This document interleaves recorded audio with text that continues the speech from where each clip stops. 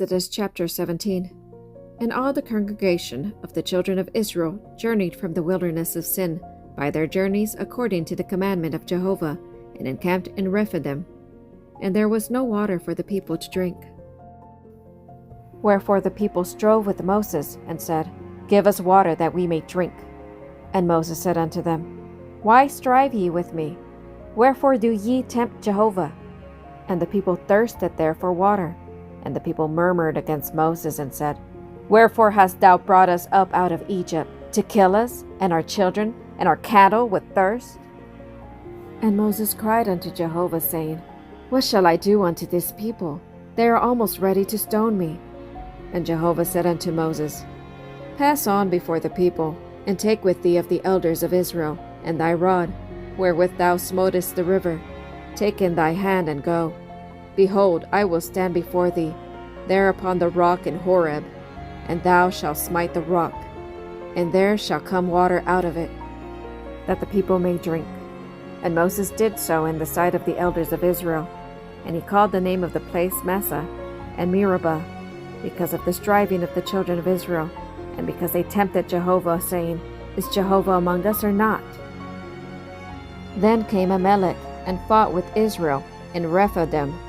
And Moses said unto Joshua, Choose us out men, and go out, fight with Amalek. Tomorrow I will stand on the top of the hill with the rod of God in my hand. So Joshua did as Moses had said to him, and fought with Amalek. And Moses, Aaron, and Hur went up to the top of the hill. And it came to pass, when Moses held up his hand, that Israel prevailed, and when he let down his hand, Amalek prevailed. But Moses' hands were heavy, and they took a stone and put it under him, and he sat thereon. And Aaron and Hur stayed up his hands, the one on the one side, and the other on the other side, and his hands were steady until the going down of the sun. And Joshua discomfited Amalek and his people with the edge of the sword. And Jehovah said unto Moses, Write this for a memorial in a book, and rehearse it in the ears of Joshua, that I will utterly blot out the remembrance of Amalek from under heaven. And Moses built an altar, and called the name of it Jehovah Nissi. And he said, Jehovah hath sworn, Jehovah will have war with Amalek from generation to generation. Exodus chapter 18. Now Jethro, the priest of Midian, Moses' father-in-law, heard of all that God had done for Moses, and for Israel his people, how that Jehovah had brought Israel out of Egypt. And Jethro, Moses' father-in-law, took Zipporah, Moses' wife, after he had sent her away, and her 2 sons, of whom the name of one was Gershom, for he said, I have been a sojourner in a foreign land. And the name of the other was Eliezer, for he said, The God of my father was my help, and delivered me from the sword of Pharaoh. And Jethro, Moses' father-in-law, came with his sons and his wife unto Moses, into the wilderness where he was encamped, at the mount of God. And he said unto Moses, I, thy father-in-law Jethro, am come unto thee, and thy wife, and her 2 sons with her. And Moses went out to meet his father-in-law, and did obeisance, and kissed him. And they asked each other of their welfare, and they came into the tent.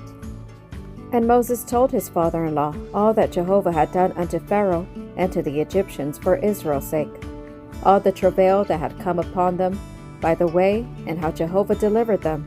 And Jethro rejoiced for all the goodness which Jehovah had done to Israel, in that he had delivered them out of the hands of the Egyptians. And Jethro said, Blessed be Jehovah, who hath delivered you out of the hand of the Egyptians, and out of the hand of Pharaoh, who hath delivered the people from under the hand of the Egyptians. Now I know that Jehovah is greater than all gods, yea, in the thing wherein they dealt proudly against them.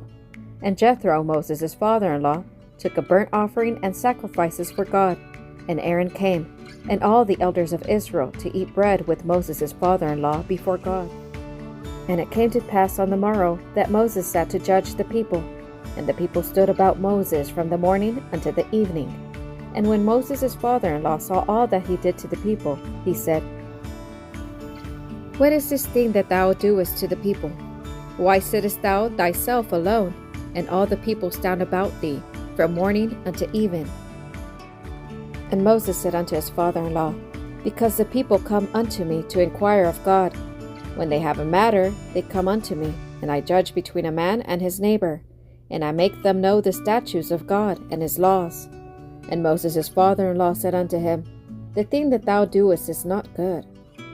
Thou wilt surely wear away, both thou and this people that is with thee, for the thing is too heavy for thee. Thou art not able to perform it thyself alone. Hearken now unto my voice, I will give thee counsel. And God be with thee, be thou for the people to Godward, and bring thou the causes unto God. And thou shalt teach them the statutes and the laws, and shalt show them the way wherein they must walk, and the work that they must do.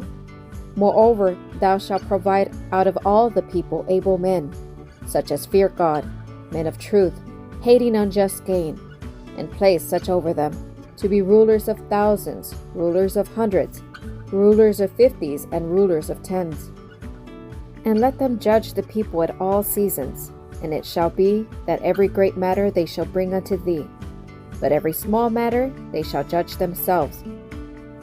So shall it be easier for thyself, and they shall bear the burden with thee. If thou shalt do this thing, and God command thee so, then thou shalt be able to endure. And all this people also shall go to their place in peace.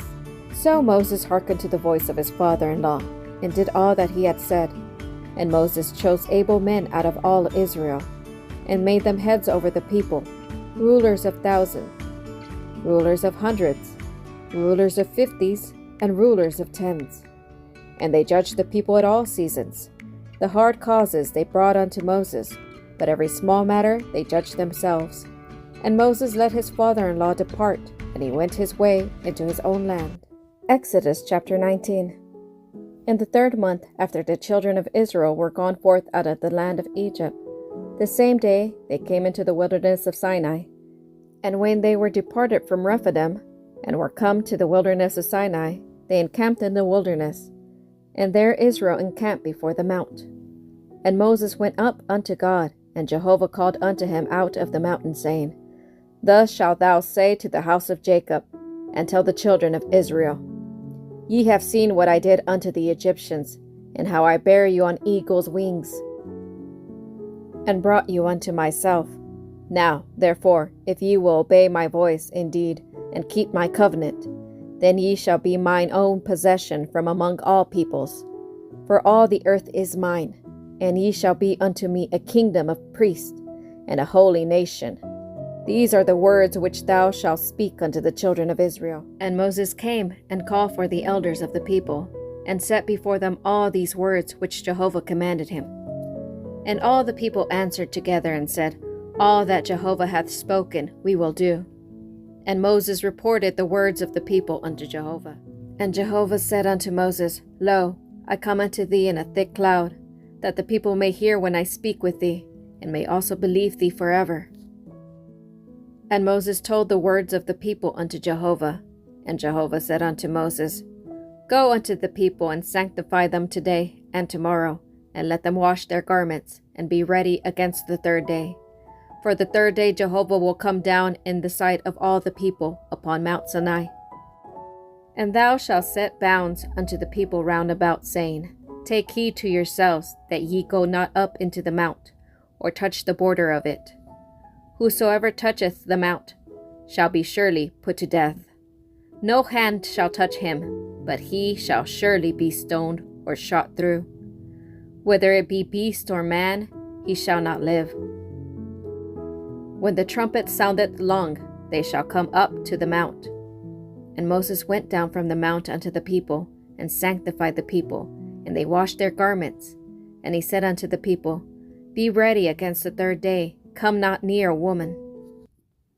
And it came to pass on the 3rd day, when it was morning, that there were thunders and lightnings, and a thick cloud upon the mound, and the voice of a trumpet exceedingly loud, and all the people that were in the camp trembled. And Moses brought forth the people out of the camp to meet God, and they stood at the nether part of the mount.